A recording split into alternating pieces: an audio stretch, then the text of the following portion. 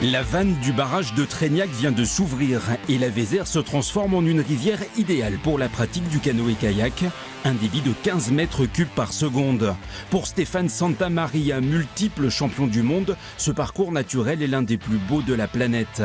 L'athlète périgourdin, âgé de 42 ans, est le plus titré et le plus âgé de l'équipe de France. Il espère bien faire des étincelles ce week-end.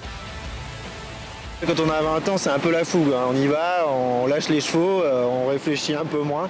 Maintenant, il faut que je sois un peu plus intelligent, il faut que je joue un peu plus avec la rivière, que je m'adapte par rapport à mon physique.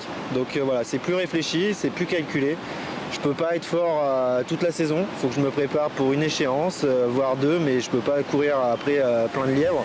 Elle est quant à elle la plus jeune membre de l'équipe de France et a encore besoin des conseils de son coach. Tu reviens là où il y a Alice, là, dans le lisse, parce qu'en fait ton bateau il tape moins et t'es vraiment dans un lisse qui est ultra porteur. Elsa Gobert n'a que 19 ans. Il y a 15 jours, elle a été médaillée de bronze lors des championnats d'Europe. La semaine dernière, elle a obtenu sa première sélection en équipe de France senior. La carrière de cette jeune sportive originaire du bassin d'Arcachon s'accélère. Ce week-end, ça va être déjà de se faire plaisir sur l'eau, donner le maximum de soi-même. Tout le monde est hyper investi, que ce soit les coachs, les athlètes, l'organisation. Donc voilà, se faire plaisir, faire la meilleure course possible et arriver en bas sans avoir de regrets, avoir tout donné. Les organisateurs de la Coupe du Monde ont vu les choses en grand. Combien la France obtiendra-t-elle de médailles? C'est toute la question.